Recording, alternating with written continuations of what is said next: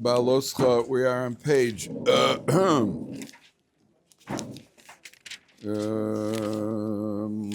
it's a long parsha also. These are the long parshas here in Bar Mid. We're on page 774. Okay. So I have to go back to the Levim for a second, a couple of points on the Levim. It says, Vaydaber Hashem el Moshe le'emor kaches ha-Levim mitoch b'nei Yisrael. 774. 6 lines on the bottom. V'tiharto osam. Take the Levim and purify them. This is where the Levim are going to be taken into the divine service. Now, if you look at Rashi, it's on the left column, 6 lines to the top. Kaches ha-Levim. Left column, 6 lines from the top, 774. Kaches ha-Levim. Take the Levim. What does it mean, take them? Take the Levim. So Rashi says, kachem bidvorim. Take them verbally. Ashreichem shetizku lios shaboshim l'makom. You are fortunate that you will be the servants of Hashem.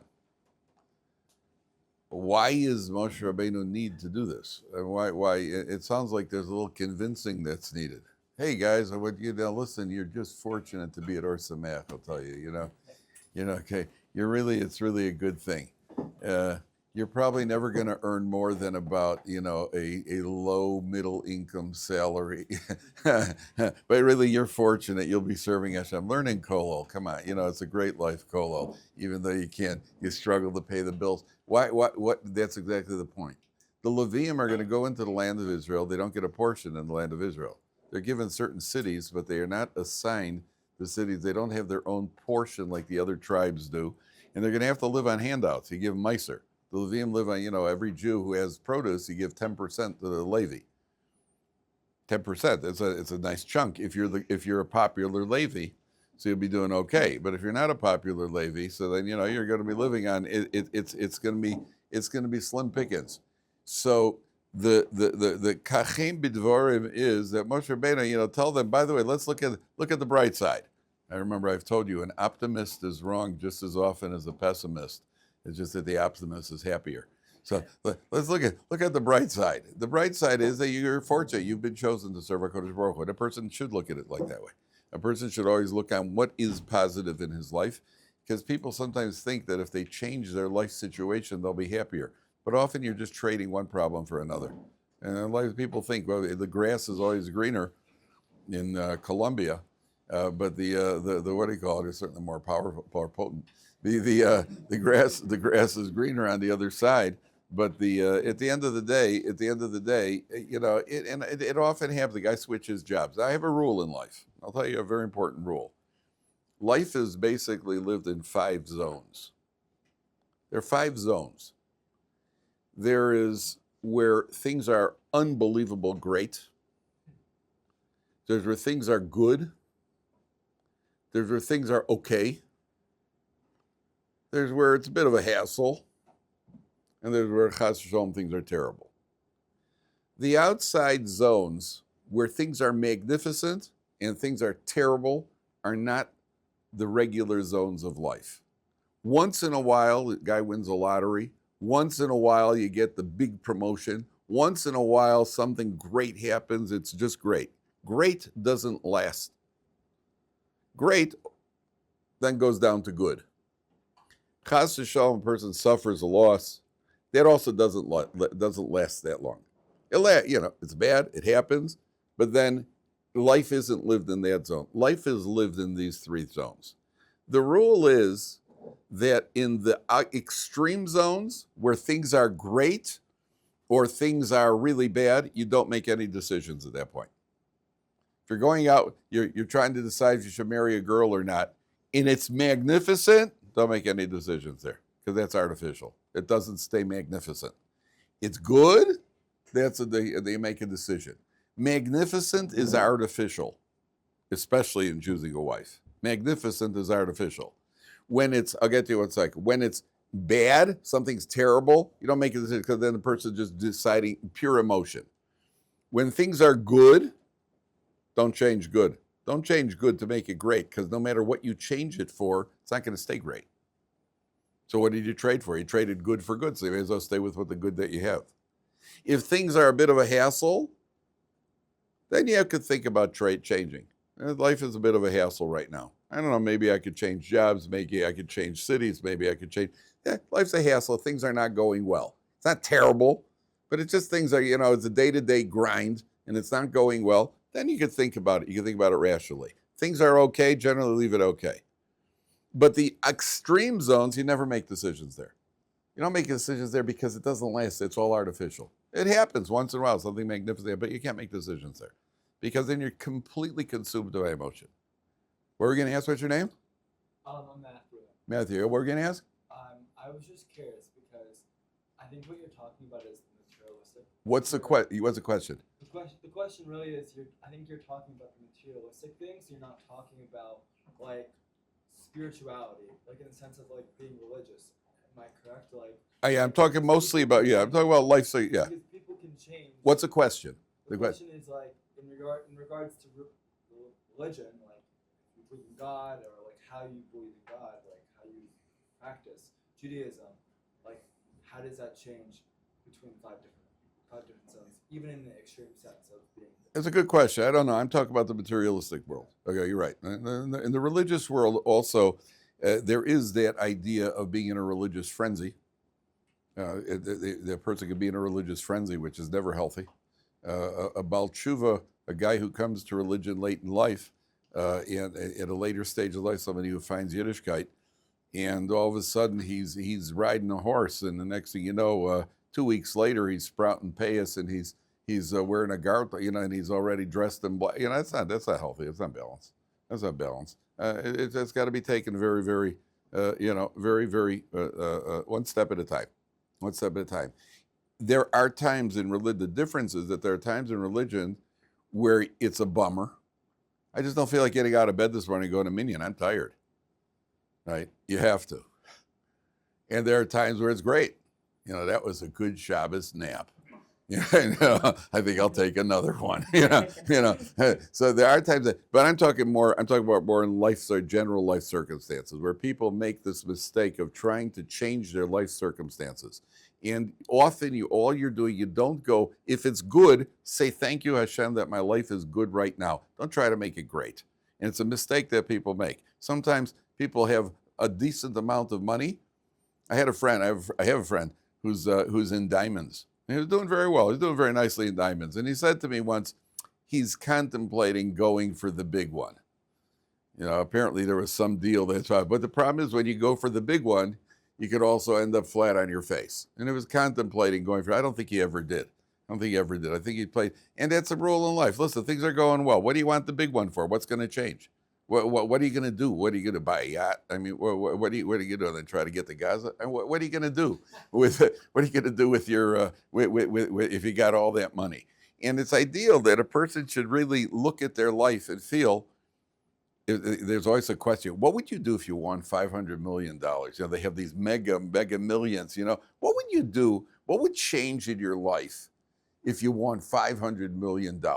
I'm trying to think, what would change in my life? Yeah, for sure, I would get that 8-slice toaster I've always wanted. That's for sure. What else? I'd probably ride a cab every day to Yeshiva instead of taking the bus. After that, I'm not quite sure. I'm not quite sure exactly where. The backyard swimming pool is not happening. I really don't know. Exactly what would take. I don't need $500 million. The people I owe money to do, but I don't need $500 million.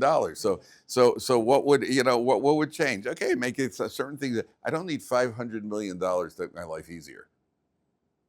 A cool 50 million would be fine. That would do the trick. So what do you do with the mega millions? Yeah, that's a person should be. That's what he's saying. Be fortunate, count your blessings. You're Levium, yes, you're going to be financially, things are maybe tough as a Levi. On the other hand, look what you are given. You're given the privilege of serving Hashem. Okay. Then he tells them to bring a korban, and then in Pasuk test, 2 lines on the bottom. V'kravtes ha-levim liftei Ohr Moed, you should bring the Levim before the Ohr Moed. V'kaltes kol hadas b'nei Israel, and gather all the Jewish people. Now, what are you going to do with these Levim over here? They're shaven bald, and they're brought in front of the Bnei Israel. How would you like to be shaven bald in front of all the people? And by the way, this is one of the things we're going to see later on, that Mrs. Korach starts up with her husband to incite the Korach rebellion. Mrs. Korach is the one who started the trouble. And the Medrash says, Hakol mit ha'isha. It all comes from the wife. Everything behind it, all successive men, behind every successful man stands a wife. There stands a woman who's reaching for his wallet. The success, the motivator for a man is often the wife. Mrs. Korach is the one who pushed Korach. And she said to him, look what happened. You're a Levi. Remember, Korach was a Levi. He carried the baby. He said, look what Moshe Rabbeinu did. He took his brother, Aaron, and he dressed him up like a bride on her wedding day. Became the Kohen Gadol. He's wearing the choshen. He's wearing all the fancy gold and the white. Look at what he did for his brother. And look what he did to you. He shaved your bald like a watermelon.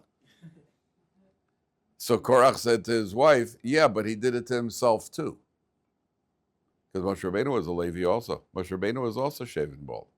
So he said, yeah, but he did it to himself. I said, sure, because that's like, when you pull shtick on somebody, you do it to yourself to get the other guy to do it. That's part of life, is getting the other guy to do it. So you do it to yourself first. He was pulling shtick on himself because he figured he'll take you down, but he doesn't mind doing it to himself.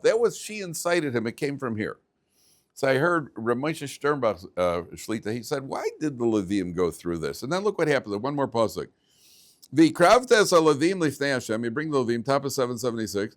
V'samchu b'nei Yisrael es yedeim alavim. The Jewish people put their hands on the Levim, just like when you brought a korban in the base of Mikdash, you did smicha, you put your hands on the korban.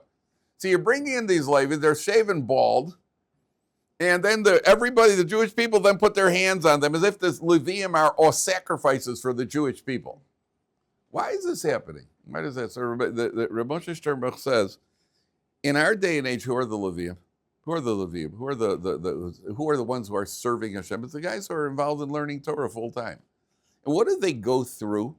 What have they always gone through? A tremendous amount of degradation and insult. You guys are learning in Kolo, a bunch of parasites, and you're a bunch of, you're freeloaders, and you take handouts. The irony is that the government of Israel says that, the secular government says, listen, the guys in Kolo, you're just a bunch of parasites. The religious are a bunch of parasites. The fact that the government takes handouts from America, the government of Israel is the biggest Kolo in the world. The whole country lives on handouts, and it always has. So we're used to that, and this is part of it. Get ready. And guys, it's going to happen to you also. It's going to happen to you with old friends, and it's going to happen to you with family. It's going to happen to you make a religious commitment. And there's going to be, hopefully not, but often there is. You're the one who's, no matter what's going on within your family. You can have a brother who's a drug addict, and you can have a sister who's an astronaut. It doesn't matter what they're doing, but you're the one who's going to be criticized. With your religious beliefs, right? Which, because the religion is very threatening for other Jews, because Jews sense somewhere deep down that this is really what they're supposed to be doing. So you become, I had a guy here once who had 3 brothers. He was the youngest of 4 brothers. And he was a great guy. He used to go, every time he went home, they'd go out, the brother go out to the restaurant, and there'd be a lynch. They would gang up on him and start, bashing him from all directions. Finally, he said to them, listen, guys, if every time I come home, listen, you're not going to change and I'm not going to change. 2 of them were intermarried. One was, he said, you're not going to change and I'm not going to change. Every time I come home, this is what it's going to be. So I'll just stop coming home. I don't need this. I don't need the thing. But it happens all the time. It happens all the time. He asked me what he should do. I said, tell them. What did he ever used to talk about? He used to talk about money, sports, and politics. I could talk about money, sports, and politics. Why do you all of a sudden, because I became religious, does it always become a religious debate? It has to become a showdown over here. Why? Just be who you are. You are who I am. But you have to know that when you make the commitment, sometimes it's a price you pay. And by the way, if that happens to you, you're getting tremendous reward that you stand up to it. You get tremendous reward from Hashem because you're suffering for the good of it, for the good of the cause. Okay. Go on to Pasuk Yud Aleph. So the Jewish people, they all put their hands on the Levim. Look at the next Pasuk. V'heinif Aaron es haLevim tenufa lifnei Hashem. What is heinif Aaron tenufa? You wave them. They wave the Levim. Me'es b'nei Yisrael. V'hayu lavod es avodas Hashem. Remember, there are certain korbanos where you have to wave the korban. You step up and back, front and back, up and down. That means Aaron is going to wave these Levim. You know how many Levim there were? 22,000. Now, one man is going to wave all these Levium, 22,000 people, in the course of a day. Pick them up, wave them around like a lulav, and put it out. 22,000 people? 22,000 people? I think about that in the course of a day. If you want to get a picture of 22,000 people, just picture one half of a baseball stadium. Think of the people you see in the stands at a baseball stadium. And now you're going to take every one of those people and you're going to pick them up and you're going to wave them. And I'm sure some of the Levine were probably hefty guys. You know, how did that work? So that's clearly a miracle. If he picked up there are opinions among the commentators that he didn't. He just passed them. Waving meant passing them through him one after the other. And even that, 22,000 people passing them through one after the other. You ever been in a line on Friday night Shabbos where you go to shake the rabbi's hand? Right? And you're waiting in this line, how long it takes that line to pass? My son was in the yeshiva with about 600 kids. So he said on Rosh Hashanah night, after davening on Rosh Hashanah night, everybody would get in line and you go to the rabbis would stand there. You go along, you got to pass. There's only 600 yeshiva guys. Some of the guys would actually go into the lunchroom. They would make kiddush. They would have the meal and finish the meal, eat the meal. Then they would come back and join the line. You don't catch their place in line. So that was how long it took. So you got to pass 22,000 people pass on. Either way, it's a miracle. There's of course a small miracle, a big miracle. But either way, it's a miracle. It's got to be a nace because there's no way you could pick up 22,000 people. I don't care how long you have to do it. And Aaron is picking each one up, and he's shaking and waving each person, and it's all taking all the course of a day. That's what the Farshim say. Okay, now take a look at Pasuk Yutes. Skip down to Yutes. The Levium are taken in place of the firstborns. And then in Pasuk Yutes, you see where it is? It's a little past the middle of the page. Ve'etzna es haleviim nisunim le'aron ulevanov mitoch bnei Yisrael. Everybody see that? I've given the Levium to Aaron and his sons, who are the Kohanim. The Levium are the assistants to the Kohanim from the Bnei Yisrael. Anybody here Levi, by the way? That's it? One day you'll wash my hands. You heard a cab? Yeah. Oh, so you both could hold the cup together. The Edna, I'm not bragging, I'm just saying. The Edna is, anybody Cohen? This is my turf. Yeah. You know, if there's Truma and Pidyon, but it's me. Okay, let's not, you find your own. By the way, there was also other things Kohanim got. Hides in the base of Mikdash when they brought korbanos. You had to give hides to the Kohanim. The what do you call hides? Skins, the hides of the animal, and pidyon haben. And I told you there's something called what do you call it? There's the every animal that's shechted outside of the base of Mikdash, you have to give the kohen the zroa lechayayim and keva. Did you know that? You have to give him the zroa, which is the forearm. L'chayayim is the cheekbone, which includes tongue, and the keva is a certain cut of meat in the stomach. From every, this is not korbanos. This is every animal. If you have a backyard barbecue and you shech the cow, you have to give those three parts to the kohen. You want tongue, you buy it from me. You want a certain forearm. I think there's one of the, I forgot the cut of meat in the middle, but it's good. If you want it, you pay a kohen for it. Right? I'm sure the kohanim probably have big freezers, right? And you kind of store the tongue.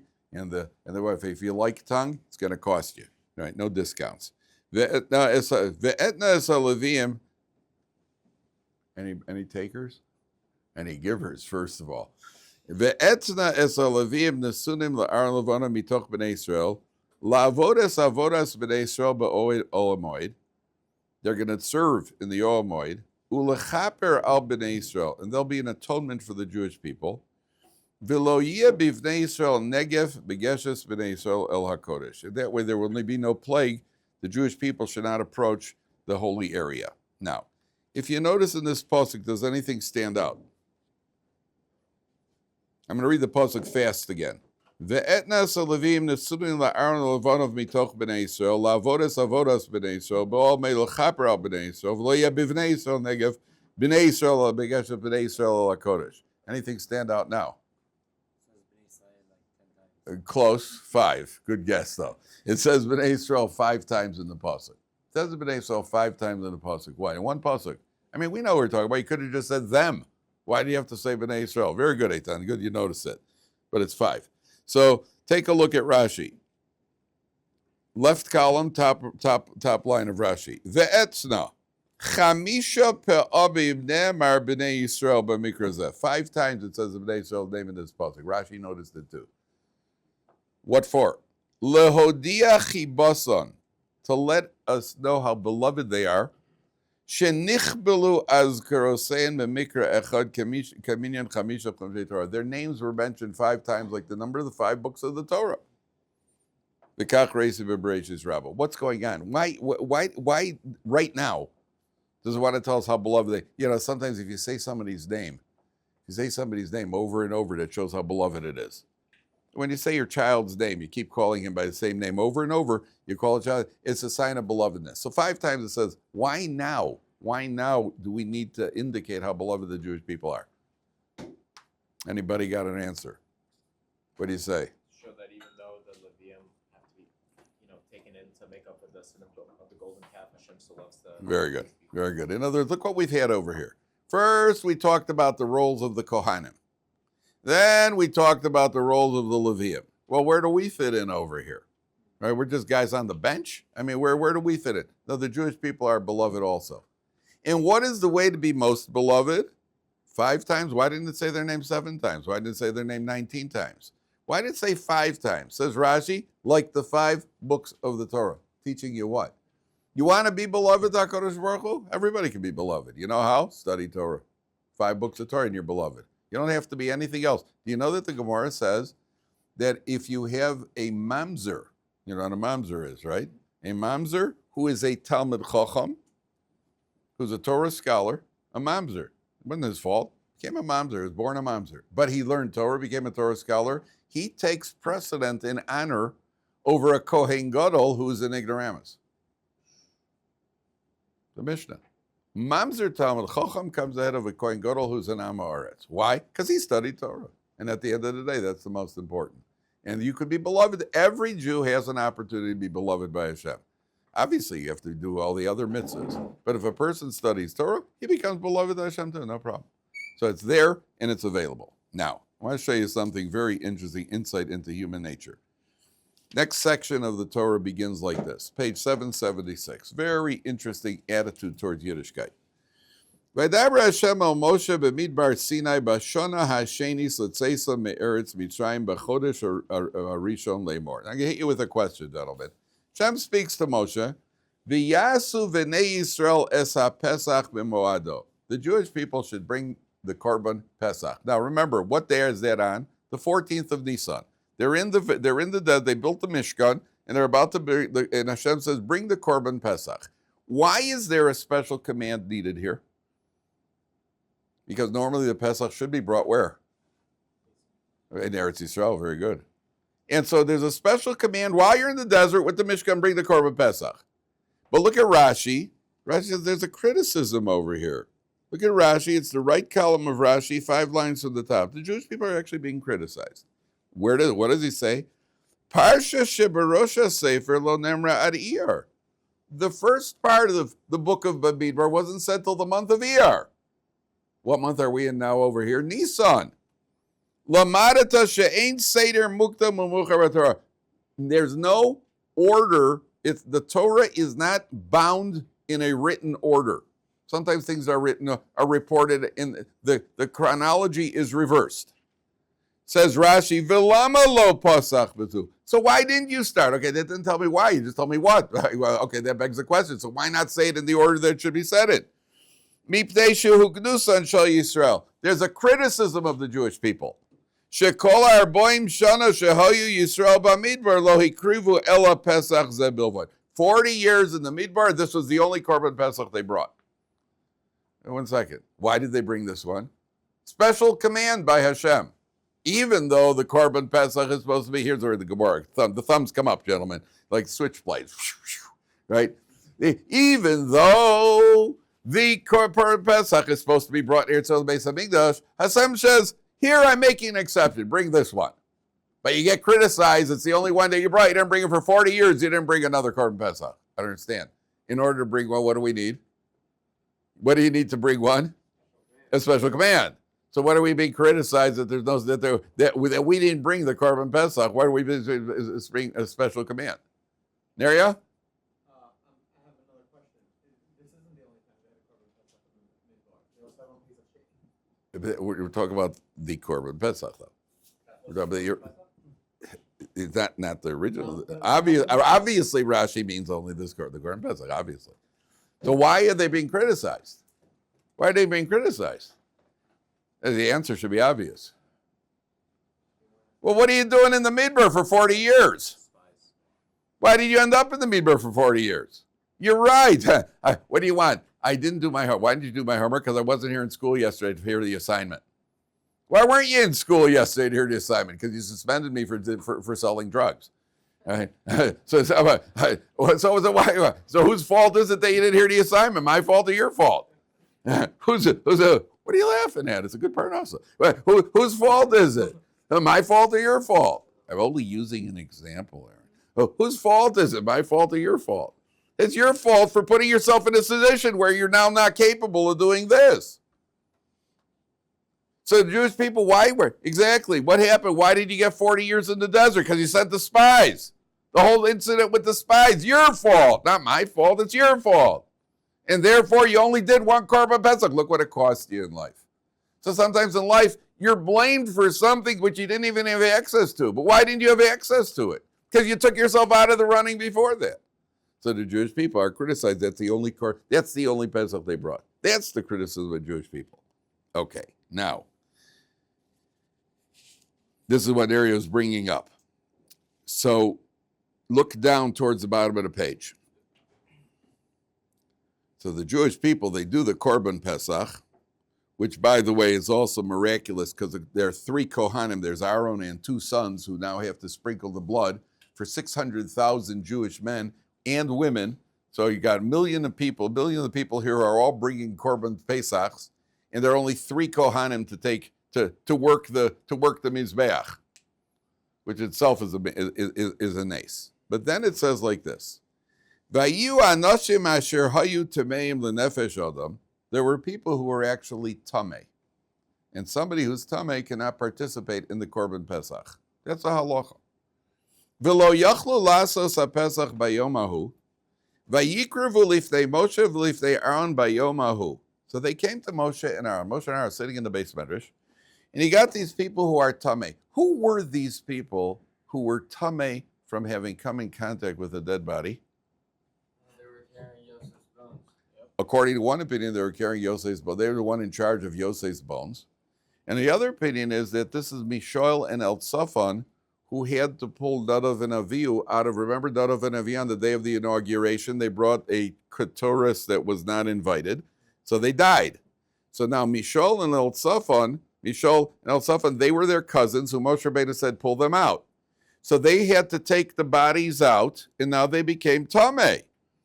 So they came to Moshe Vayomra Anoshi Mahemu Elov. Now pay attention, 4 lines from the bottom. The commentators all go into this. It's very strange. Their approach is very strange. Anachnu Tameim Lenefesh Adam. We are Tameh. Lama Nigara Levilti Hakrives Korban Hashem Beboado B'Soch B'nei Yisrael. Why should we be deprived of bringing the Korban Pesach? I don't understand. You know what it's like?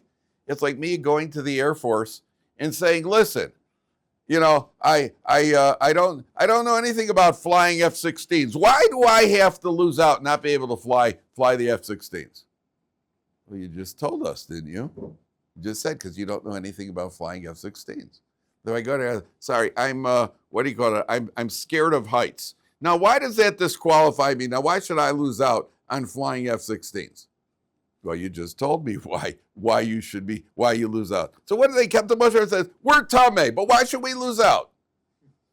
Understand, if they said they're tamei, so that means they knew that being tamei is a disqualification. What kind of question is that? Right? What are you asking? You just answered your own question. So where are they coming from over here? So the one of the Mefarshim says like this. Vayomer Alei, look what Moshe says. Vayomer Alei Moshe, imdu ve'eshma ma'yitzav Hashem aleichem. Okay, stay, hold your positions, stay, and I'm going to listen to what Hashem has to say about your quiet. That means that there was some legitimate. Moshe Rabbeinu should have just turned around and said, hey guys, listen to what you just said. You know why you can't participate? Because you're tamei. But Moshe Rabbeinu didn't say that. He said, let me hear what Hashem has to say about this. So there has to be, you have to attack it logically from the other direction, there has to be some validity to their claim in order for Moshe Rabbeinu to have to consult with Hashem to find out what to do now. Where is the validity of their claim?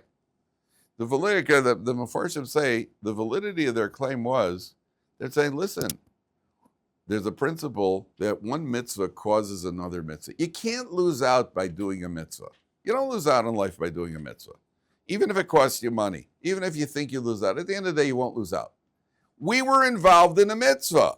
How could it possibly be that being involved in a mitzvah is now going to cost us that we can't be involved in the Korban Pesach? So Moshe Rabbeinu says, Imdu ve'eshma ma'yitzav Hashem aleichem. Okay, just hold it and let me consult with God. At a deeper level, the Mefarshim say, Moshe Rabbeinu was saying to them, this is a level that we should all get to. Sometimes in life you're going to do a mitzvah, you can't. Oh, well, mitzvah got away from me. I can't do the mitzvah. Oh, well, it doesn't work that way. A person should feel, but I wish I could do the mitzvah. Moshe Rabbeinu is saying, hold that level of your yearning to serve Hashem. That level, it's like a husband. Here's an example. Husband comes home. He says, you know what? He comes home late and he says, I'm going to go to the sink and I'm going to do all the dishes for my wife. Surprise her. I'll do all the dishes. She works hard. I'll do all the dishes. He comes into the house and he sees that all the dishes were already done. How do you feel at that moment? How do you feel that we're like, oh, yeah, got off of that one. got off. Or do you feel, oh boy, my disappointment. I really wanted to show her how much she means to me. I was actually going to do. I'm disappointed that I don't have the opportunity. All right, we're into science fiction here. I'm disappointed that I don't have the opportunity to demonstrate how devoted I am as a husband. And that's what Moshe Rabbeinu says. That's the level you should hold, guys. If you ever wanted to do a mitzvah and you didn't get to do the mitzvah, you got to shul and you missed the last minyan. So now you're going to daven alone. We know what davening alone looks like compared to davening a minyan. The difference in time of davening alone and davening. Davening with the minyan takes about, let's say, 45 minutes, an hour. Davening alone, is 6 minutes. That's if there's musaf. And we know what davening alone looks like. How do you feel? Oh, you get it. You get to shul, and you thought that there was an 8 o'clock minyan also.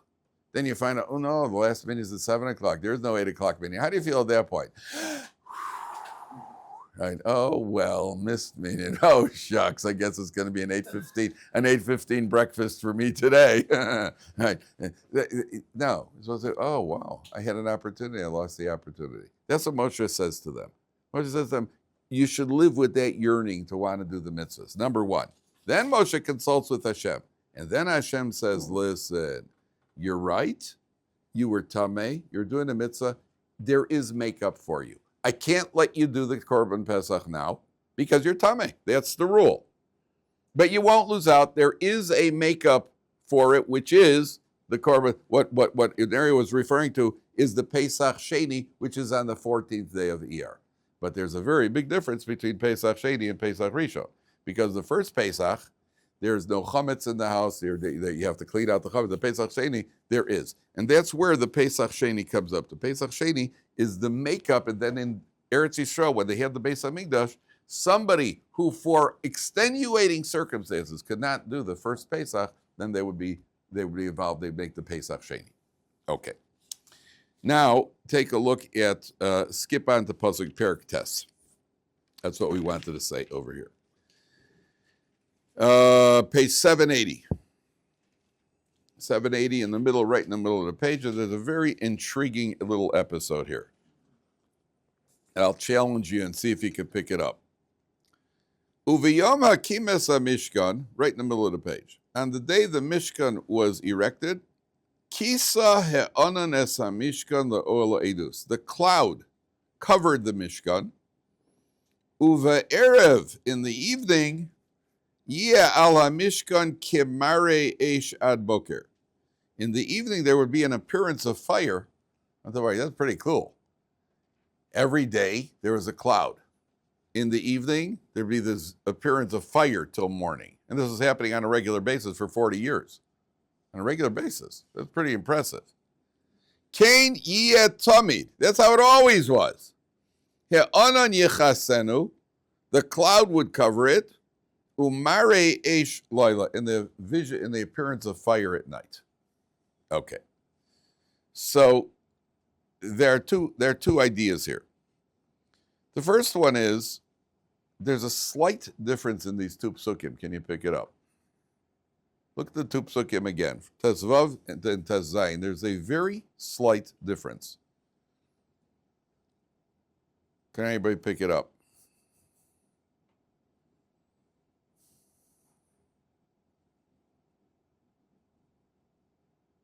Is it Yechasenu? No. Yichasen. What's that? Yichasenu? Kisan Yechasenu. It's like covered versus covered us. Covered it. Yichasenu means covered it. Hamishkan kisa ha'anan and the anan yichasenu. Good. That is a difference. What else somebody said? Yes. Yes. The first pasuk says there was kimare eshad boker. The second pasuk says umare eshad boker. Kimare, what's the difference between the kimare and umare? Kimare means like the vision of fire. And the second one is umare, the vision of fire. That's really the difference between them. So one of them, unfortunately, says, now this is only using the Torah as a springboard for the idea, because the idea, obviously, for the people itself didn't necessarily apply. But the Torah is trying to teach us something. When you first see something the first time, you're so impressed. Wow, kimare yesh. Wow, it looks like a fire. By the time you get used to it, what do you say? Mare looks like a fire. It's just a fire. In other words, the Torah is teaching you, and I doubt that this happened to them, but it happens to us, that when something first happens, we're very, very taken by it. Like, wow, that's pretty amazing. If it keeps happening, then you start taking it for granted. Does it ever happen to you? They get to the bus stop, and just as you get to the bus stop, the bus pulls up, and right in front of you, you don't even have to break stride. Doors open, and you get right on the bus. Don't you love when that happens? That's like that little, oh. What if that happened to you 3 times in one day? You might be impressed each time. What if it happened to you 3 times the next day? What happens if 3 times a day after that? At a certain point, you're just kind of expecting it. Like, hello, bus stop, I'm here. Come on, bus. Right in front of you, right? And at a certain point, even that we could take for granted. Even that we could take for granted. Isn't that a wonderful thing when that happens?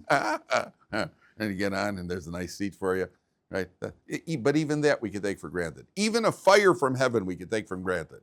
That means the first day is like, wow, there's a fire down on the Mizbeach, and it's not burning anything. Kim Mariage, the next day, okay, there's the old Mariage. Even that, and you start roasting marshmallows. And even that you can take for granted. And that's where we spoke about yesterday, not taking our Yiddishkeit for granted. Every day it's a new putting on tefillin. Every day it's a new piece of Gemara. Every day it's a new Tosos. Every day it's a new experience of Yiddishkeit. That's how it's supposed to be. But there's a deeper idea here. And that is, what does day represent? And what does night represent? What does day represent? What does night represent? So day represents when things are going well. The sun is shining, and everything is, it was wonderful. What does night represent? Night always represents ordeals, challenges, various hassles. That's what night is. In the history of the Jewish people, when things have been going well for the Jewish people, where do we find ourselves? Often we find ourselves in a cloud. When things are going well, there's a bit of a cloud. That means we lose our vision, we lose clarity of exactly where we're trying to go with all this. Sometimes, guys got a lot of money, you get caught up in your money and you forget about, the fact that we're meant to be Jews who are very devoted. When things are challenging, then what happens? That's when the devotion comes out like a fire. At night, when we're in trouble, that's when the devotion really comes out. That's the test. And if you want to read about the Holocaust, you want to read certain Holocaust books, read personal read the books on the Holocaust that show what Jews were willing to do under the most trying circumstances, whether it was in the ghetto or whether it was in the concentration camps, how there were Jews who would trade their rations of food just to be able to use a siddur or to put on tefillin or that sort of thing. Then you see that when we're really under the gun, that's when the devotion comes out. It's when a Jew that's when the fire at night, because night always represents difficulty, right? Always represents kind of bleak. Everything looks down, and that's true at night. By the way, even when you're sick, even when a person doesn't feel well, you always feel worse at night, right? It's kind of dark and you blah. And then when the sun shines, then all of a sudden it just kind of you get that lift. And the same thing when it comes to Yiddishkeit, the real Jew, the devotion, and this is what the enemies couldn't understand. We're threatening to kill you. We're threatening to torture you. How can you be so obstinate and cling to your devotion?